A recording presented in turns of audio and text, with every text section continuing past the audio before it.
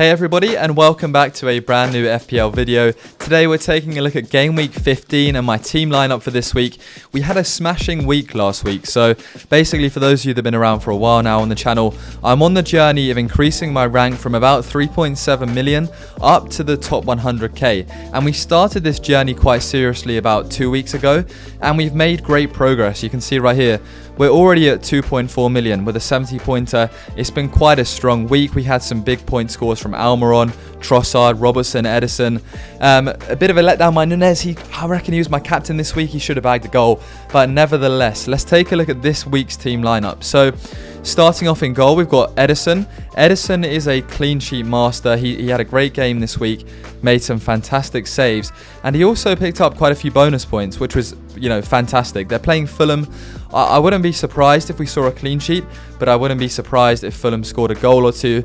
I'm expecting a dominant Man City win, of course, though. So Cancelo and Edison are both on the double up for the Man City defence there.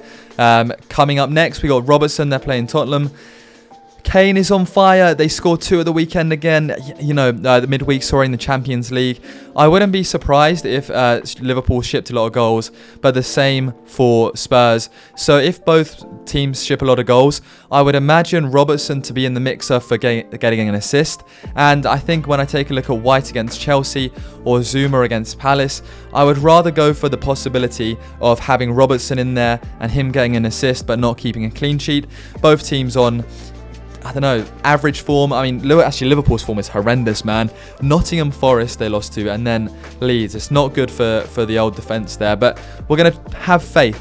Next up, we got Dan Burn. It says White. We got Dan Burn playing Southampton. Newcastle really are the team in form, and I think that if we look at going forward, whose players that we want to get in, having at least 2 Newcastle players, is they're in the top 4 now, I think, is an absolute must. Who else would we like to get? Maybe Trippier, Almiron, Wilson is the deadliest combo. But for right now, we've gone for the slightly lower end combo of Almiron and Burn. Burn is good. He doesn't get as many points, though, bonus points or assists. But, he's doing the business. Clean sheet, Southampton is quite likely. Then if we take a look at our midfield, we got Trossard, Saka, Almiron and Maddison. Trossard against Wolves. Here's an interesting one. My captain this week. We're going to talk about it later on. I pretty much think I'm going to captain Trossard purely for the fact of this guy's on great form. He scored against City. He scored against Chelsea. Surely his confidence is going to be through the roof. The same for Almiron. Both of these guys are on fantastic form. And with Haaland possibly slightly injured, Trossard and Almiron are very likely captain options for me. I think Trossard against Wolves after 2 very hard fixtures. Wolves not really doing much in the game. I'm leaning towards Trossard, especially because this week he played as striker and he scored a goal. So I'm hoping he's going to play as striker again. However, there is a risk, obviously, that both Trossard and Almiron sometimes get dropped to the wing-back positions. But for this week, yeah, I think I'm going to captain Trossard. Taking a look at the midfield, we got Saka again and Maddison. Maddison's our new transfer in. Anthony was injured. Anthony didn't play, so I decided to basically get rid of him. He's still on a yellow, might play. And bring in Maddison. I think Maddison is playing fantastic. He was playing fantastic. He got suspended, came back, scored a goal, and then played against Man City, where you wouldn't really expect Leicester to score many, but he gave, Leicester played really well. They were really unlucky. So I think Maddison against Everton, again, it's another potential captain option. Like, all of my captaincies outside of Haaland is going to be a rogue choice. So I'm thinking about it, but I think for now I'm going to stick with Trossard or Almiron. But yeah, Saka against Chelsea, it's going to be a tough game. London derby, it either goes one way or the other. I think, Arsenal are going to be up for this. I think their best players are going to be ready for it.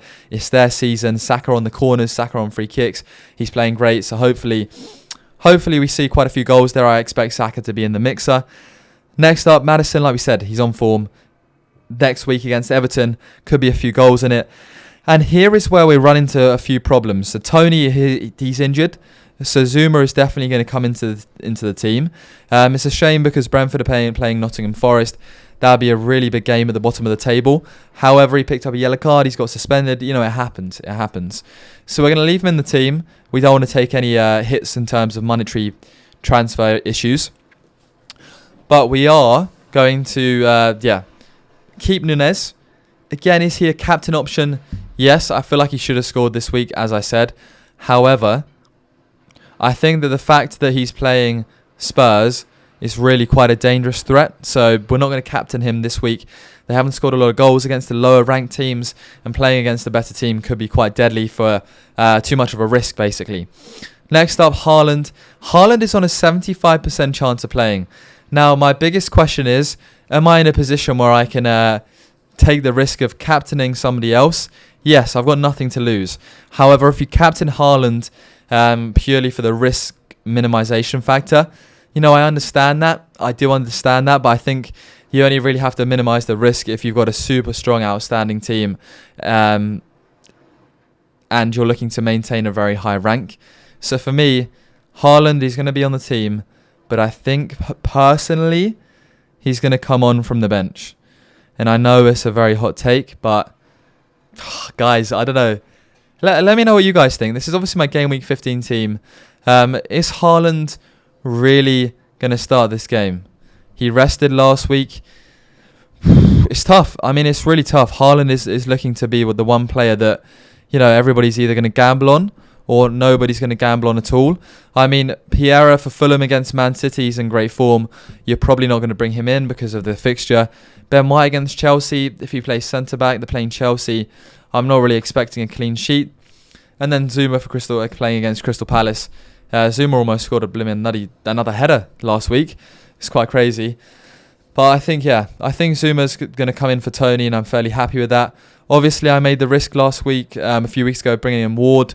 Ward against Everton is really not a bad goalkeeper to have in, especially because, Fulham, it's likely that Fulham could score.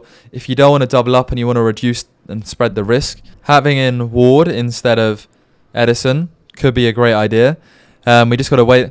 I think we just got to wait and see how everything pans out and then take it from there. But let me know what you guys think of my team down below in the comments. Oh, and also, guys, I forgot to say, I played my bench boost last week.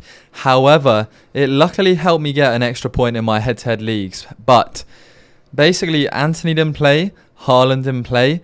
So I really played my bench boost, and like 50% of the players didn't play. So despite scoring quite a decent score, I really could have done a lot better, especially if my players had played.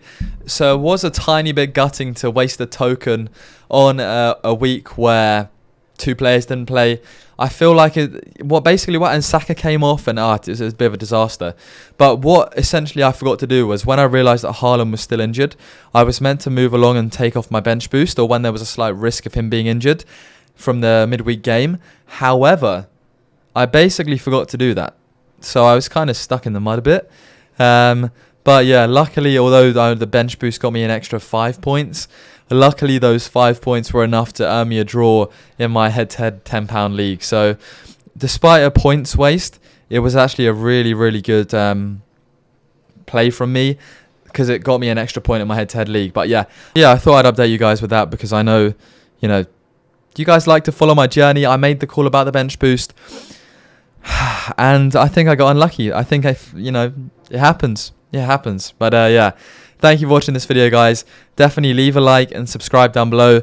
I've got a captain video coming out next, and I look forward to reading all your comments about any suggestions for my team. Is Dan Burn worth upgrading to Trippier? That's one of the biggest concerns and things that are on my mind right now. So yeah, thank you very much for watching. Take care.